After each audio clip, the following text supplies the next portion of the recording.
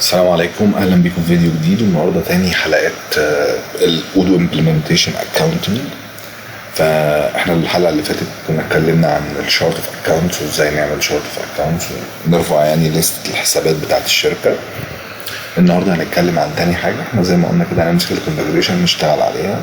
النهارده هنتكلم عن التاكسز او الضرايب، ازاي نسطب التاكسز للشركه. طبعا احنا هنا في مصر، خلينا ندخل كده. تاكس طبعا فاضيه. هنا في مصر عندنا الضرايب اللي معظم الشركات بتشتغل عليها، يعني هنحط الحاجه الستاندرد اللي هو ال 14% الفات سواء سيلز او برشيز، والوزولينج تاكس الواحد والثلاثه والخمسه اعتقد. يعني دي الحاجات اللي احنا بنشتغل عليها. طيب يلا نبتدي كده. بسم الله الرحمن الرحيم. هندخل زي ما قلنا configuration taxes. تطلع لنا كده الصفحه فاضيه، هندوس له نيو تاكس. عايز التاكس دي اسمها ايه؟ هنقول له VAT سيلز. ده التاكس نيم. هو هنا بيديك انت عايز التاكس تايب ايه؟ سيلز ولا برشيز؟ لا انا عايزها سيلز، انا بعمل فاتوره يعني تظهر لي. طيب ماشي. برسنتج طبعا. كام البرسنتج؟ بعد الزيرو كده، بعد الدوت اخد الرقمين دول واقول له 14. يبقى البرسنتج بتاعتي 14%. اكتف طبعا. هنا بقى البيز، وهنا التاكس اوف. هنيجي نقول له اكونت الفات بيابل بتاعي، حساب الفات بيابل اللي انا كنت رافعه اللي هو حساب لايبيليتي. تمام كده. عملنا الفات بتاعنا. ممكن ندخل نبص كده على الادفانسد اوبشن ونشوفها. الليبل بتاعي يبقى 14%. ده هيبقى شكلها في الفاتوره يعني. والديسكريبشن لو عايزين نكتب تاكس جروب، لو احنا عايزين نحطها، لو احنا مثلا في شركات بيبقى عندها بقى ضريبه جدول وحاجات كتيره كده بتحط فيها التاكس.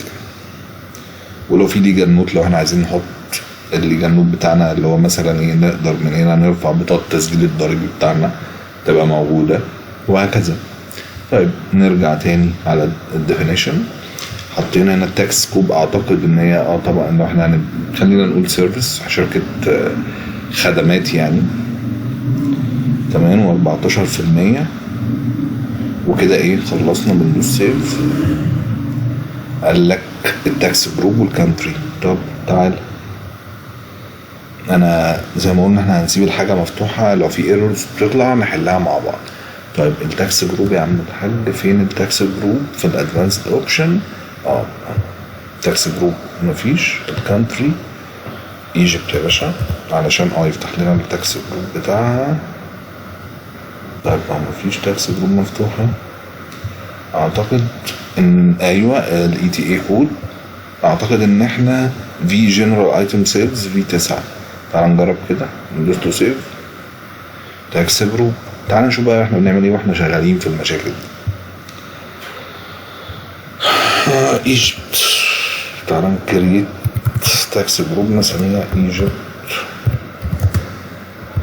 تاكس. هو طبعا تحت بيظهر لك كرييت ايجيبت تاكس جروب كرييت. سميناها له ايجيبت تاكس. سيف. هل عندك اي اعتراضات؟ بس كده كريتنا السيلز بتاعنا. تعالى نعمل نفس النظام.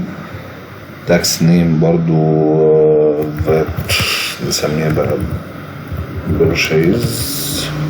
لا احنا عايزينها برشيز. التاكس سكوب سيرفيس برضو الاماونت نفس القصة. 14. الاكونت هنا بس هنغير الاكونت، هنقول له فات ريسيفابل. ماشي. ده اللي احنا بناخد فيه الحسابات بتاعت لو احنا مورد يعني جايب لنا فاتوره. الادفانسد اوبشن الكانتري ايجيبت تاكس جروب، علشان هو خلاص حطها باي ديفولت ايجيبت تاكس. الاي تي اي برضو اعتقد في 9. انا مش ضريع قوي في التاكس، فانا بحط برضو حاجات مش متاكد منها بس بتمشي لنا الشغل يعني. تمام. وبندوس له سيف. تعالى بقى نعمل النيو، نعمل وزولينج تاكس وبس. وتبقى دي الفكره. وزولينج تاكس نقول له 1%. ده انا عايز الشكل بتاعها كده. هنا بقى هنحط ماينس الاول،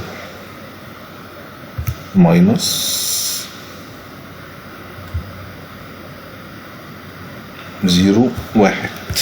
1% من البيز بتاعنا. الحساب بتاعنا احنا هنرمي دي وزولدنج تاكس بيبل، دي لو الوزولدنج تاكس احنا خصمينها على الموردين بتوعنا لو بيوردوا لنا حاجة. advanced option country نفس القصة Egypt، وهو طبعا قرا لوحده ماينس 1%. خلاص. وزولدنج تاكس بيبل كده اي حركة حسابات او حركة وزولدنج تاكس انا خصمها 1%. اعتقد مشتريات بتخصم من ايه؟ من الحساب ده على طول اوتوماتيك يعني. طيب احنا هنعملها ايه؟ انا مش عارف دي الصراحة ايه، بس ممكن نعملها سبلايز. ماشي سبلايز وبندوس سيف. ده كده فيديو النهارده. احنا هكمل بقى ال5% وال3%. اعتقد ان انتوا فهمتوا الفكره. في الوزولدنج تاكس دي ضريبه احنا بنستقطعها من الرقم اللي عندنا، فبنحط قبلها ماينس. دي بس انا كنت حابب اوريها لكم. يعني اشوفكم فيديو جديد، ويا رب يبقى الفيديو عجبكم. السلام عليكم.